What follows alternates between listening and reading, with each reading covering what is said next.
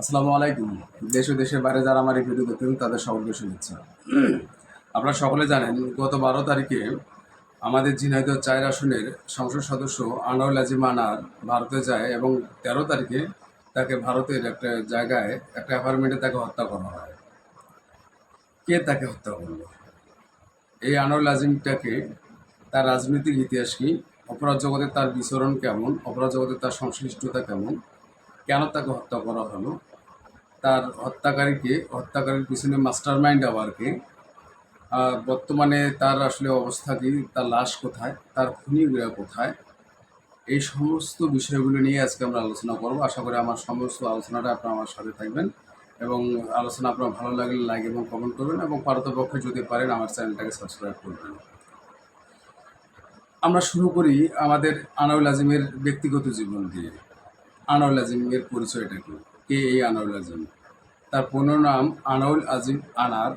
তিনি 1968 সালে ঝিনাইদহ জেলার কালীগঞ্জ উপজেলার নিশ্চিন্তপুর গ্রামে জন্মগ্রহণ করেন। ব্যক্তিগত জীবনে তিনি 2 সন্তানের জনক। তার 2টি মেয়ে আছে। তার এক মেয়ের নাম মুনতারিন ডরিন এবং আরেকটা মেয়ের নাম আসলে এখন পর্যন্ত জানা যায়নি। তার ব্যক্তিগত জীবনী ঘেটে আসলে আমরা এতটুকুই জানি যে ওই গ্রামে সে জন্মগ্রহণ করেছেন, নিশ্চিন্তপুর গ্রামে, এবং কালীগঞ্জ উপজেলার সে একজন রাজনৈতিক ব্যক্তিত্ব। অপরাধ জগতে আসলে আনোয়ারুল আজিমের সংশ্লিষ্টতা কেমন, এটা জানার আগে আসলে আমাদেরকে জানতে হবে তার রাজনৈতিক ইতিহাসটা কি। আনোয়ারুল আজিমের এক দীর্ঘ রাজনৈতিক ইতিহাস আছে। তার রাজনৈতিক ইতিহাস যদি আমরা একটু দেখি, তার রাজনৈতিক জীবনী যদি আমরা একটু ঘেঁটি, তাহলে আমরা দেখতে পারবো তিনি মূলত আসলে রাজনৈতিক হাওয়ার সাথে, রাজনৈতিক পট পরিবর্তনের সাথে নিজেকেও পরিবর্তন করেছেন। তিনি সবসময় আসলে পাওয়ার পার্টির সাথে থাকার একটা চিন্তাভাবনা তার ছিল। আপনারা সকলে জানেন যে আসলে তার রাজনৈতিক গুরু আব্দুল মান্নান, ইনি যখন বিএনপি করত, এনার হাত ধরেই আসলে তিনি মূলত বিএনপি করতেন এবং 1988 সালে তিনি প্রথম বিএনপিতে যোগ দেন আব্দুল মান্নানের হাত ধরে। এবং পরবর্তীতে 1991 সালে এই আব্দুল মান্নান তার রাজনৈতিক গুরুর হাত ধরেই তিনি কালীগঞ্জ পৌরসভার কাউন্সিলর নির্বাচিত হন। পরবর্তীতে 1995 সালে তিনি আওয়ামী লীগে যোগদান করেন এবং 1996 সালে যখন আওয়ামী লীগ সরকার গভর্নমেন্টে আসে তখন থেকে তিনি আসলে সক্রিয় আওয়ামী লীগের রাজনীতির সাথে তিনি সক্রিয় থাকেন। এবং 2001 সালে যখন জামাত বিএনপির জোট সরকার গঠন করে তখন তিনি ভারতে আত্মগোপনে চলে যান এবং সেখান থেকেই 2004 সালে তিনি বাংলাদেশে ওই কালীগঞ্জ উপজেলার আওয়ামী লীগের সাধারণ সম্পাদক নির্বাচিত হন।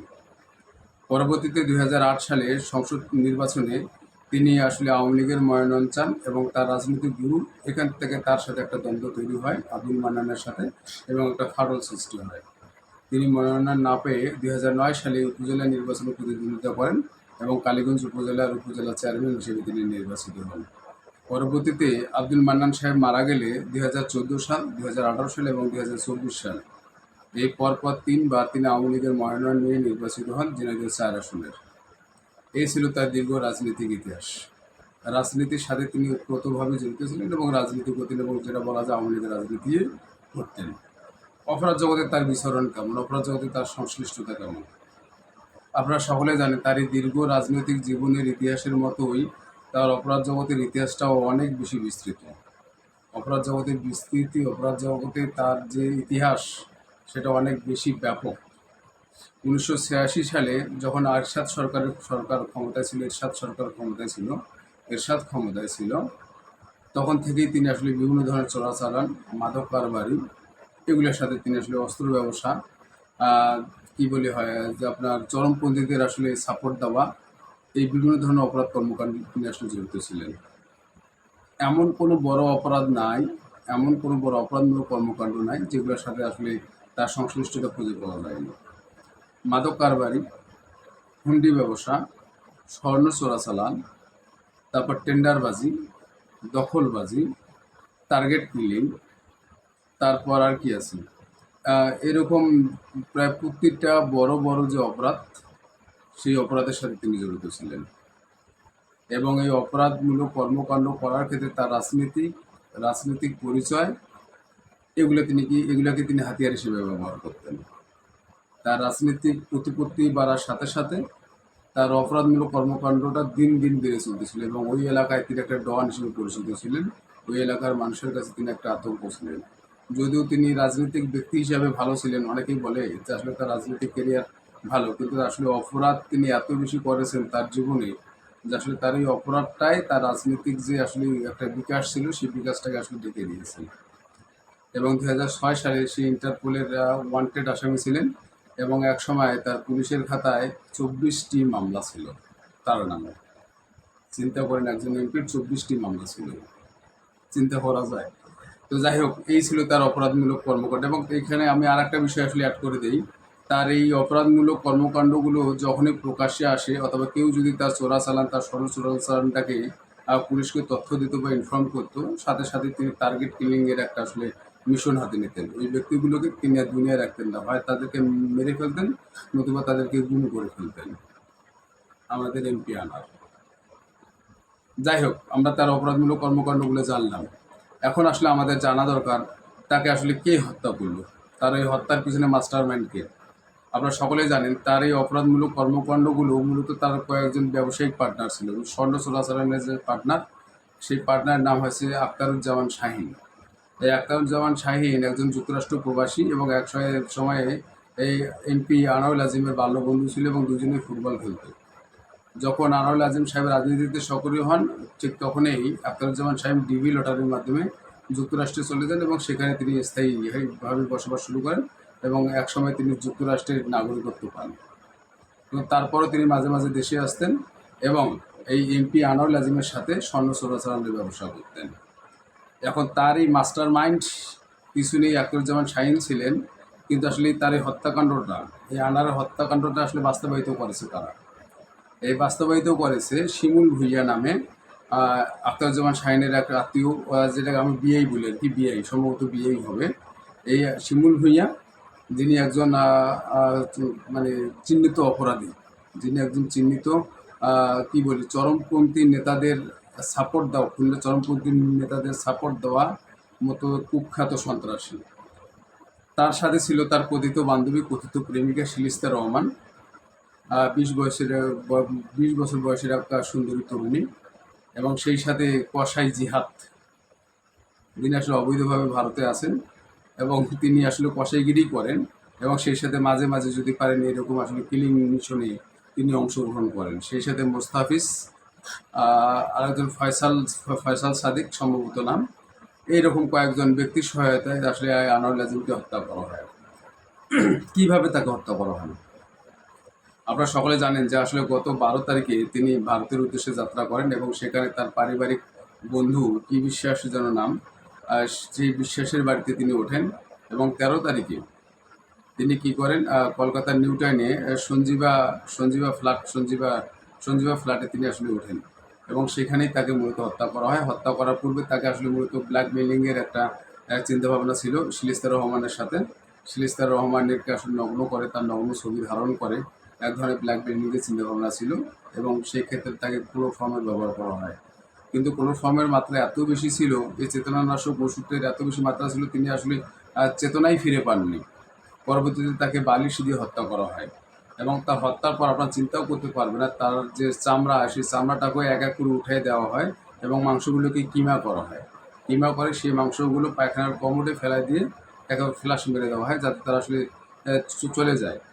এবং যে মাংসগুলো, যে হাড়, মাথার খুলি, যেগুলো আসলে ফ্লাশে দেওয়া সম্ভব না, সেগুলোকে তারা কি করে 3টি ট্রলি ব্যাগে ভরায় এবং আরও কি করে যে বিভিন্ন ধরনের শপিং ব্যাগ, পলিথিন ব্যাগে সেগুলো কী করে ভরায় নেয় এবং তারপর সেগুলো সমেত তারা কী করে এক এক করে বের হয়ে আসে।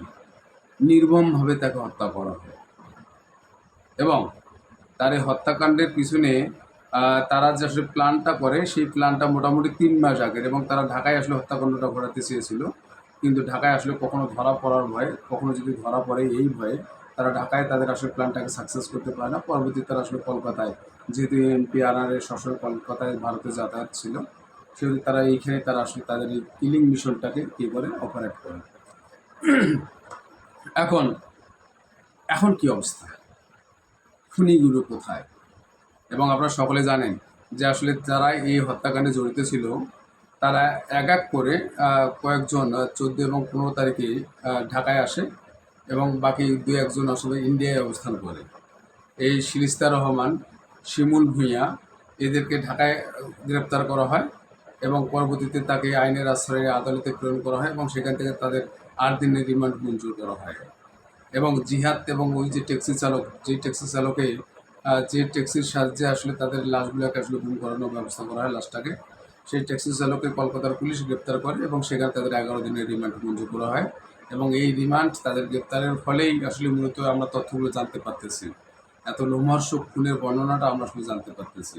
একটা মানুষ কতটা নির্দয়ভাবে একটা মানুষকে মারতে পারে, সেই মানে কি জীবন্ত বর্ণনা, সেই লাইভ স্ট্রিমিং আমরা এখন শুনতে পারতেছি। আসলে তার লাশটি কোথায়? আমি তো ইতিমধ্যে বললাম, আসলে তার লাশটিকে খণ্ড বিখণ্ড করা হয়েছে, 80টি টুকরায় বিভক্ত করা হয়েছে। তার লাশের যে মাংস, সেই মাংসটুকু এক এক করে ছিলিয়ে যেভাবে ছিলানো হয় আর কি, গরু ছাগলকে ছিলানো হয়, সেইভাবে ছিলিয়ে বিভিন্ন জায়গায়, কলকাতার বিভিন্ন নালায়, নর্দমায়, বিভিন্ন ডোবায়, বিভিন্ন পুকুরে ফেলে দেওয়া হয়েছে। এবং আসলে কেউ আসলে বুঝতেও পারবে না, তারা মানে কেউ তারা যেন ধরা না পড়ে। একেবারে একটা থ্রিলার হলিউড মুভি যেভাবে আসলে শ্যুট করা হয়, সেইভাবে তারা আসলে হত্যাকাণ্ডটা চালিয়েছে। আমি যেটা আমি কল্পনাও করতে পারবো না যে মানুষ আসলে কিভাবে এত সুন্দর, এত সুপরিকল্পিতভাবে একটা সংসদ সদস্যকে আসলে মারতে পারে। তো যাই হোক, এখন লাশটি এখনো পর্যন্ত খুঁজে পাওয়া যায়নি। লাশের অবশিষ্ট যে দেহাবশেষ, সেটিও আসলে খুঁজে পাওয়া যায়নি। এবং তার মেয়ে আসলে বারবার আর্জি করতেছে, আমি অন্তত আমার বাবার এক টুকরা মাংস দেখতে চাই। চিন্তা করেন, তার বাবার এক টুকরা মাংস দেখতে চাই এবং তার বাবার হাড়গুলো সে যেন পায়, যাতে সে জানাজাটা করতে পারে, দাফন করতে পারে। এমপি আনারের অবস্থা আসলে, এমপি আনারের এটা কি আসলে এমপি আনারের কপালে কি আসলে এটাই ছিল? এটা কি আসলে অ্যাভয়েড করার কোনো সুযোগ ছিল? না। এমপি আনানের আসলে হত্যার পিছনে যে উদ্দেশ্যটা ছিল, মূলত 3টে উদ্দেশ্যকেই আসলে খুব ব্যাপকভাবে হাইলাইট করা হয়েছে। তার মধ্যে একটা ছিল টাকা, প্রায় 200 কোটি টাকার একটা লেনদেনের একটা আর্থিক অসঙ্গতি ছিল আর তার বন্ধু আখতারুজ্জামান শাহীনের সাথে। গত কয়েক মাসে কয়েকটি চোরা চালান, স্বর্ণের যে চালান, সেই চালানের হিসাব এমপি আনার তার বন্ধুকে দেয়নি। এটা 1 নম্বর কারণ। 2 নম্বর যে কারণ, নারী ঘটিত কোনো সমস্যা থাকতে পারে। এবং 3 নম্বর যে কারণটা হয়, কলকাতার বাজারে স্বর্ণ চোরাচালানের যে বাজার, যে আধিপত্য বিস্তার, সেটাই আসলে মূলত মূল কারণ ধরা হয়।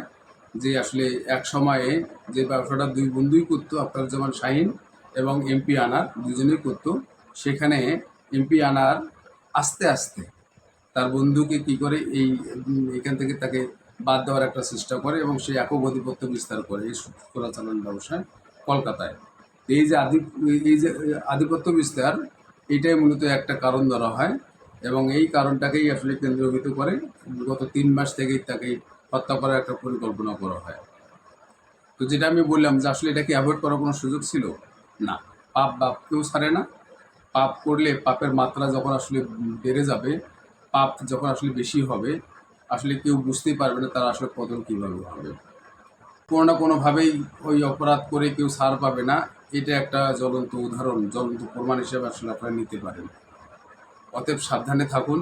পিয়ানারের মতো ভাগ্য যেন আর কারণ হয়, এত নির্মম মৃত্যু যেন আর কারণ হয়। সকলে সাবধান থাকবেন, সচেতন থাকবেন। ধন্যবাদ সকলকে। ভালো থাকুন সকলে।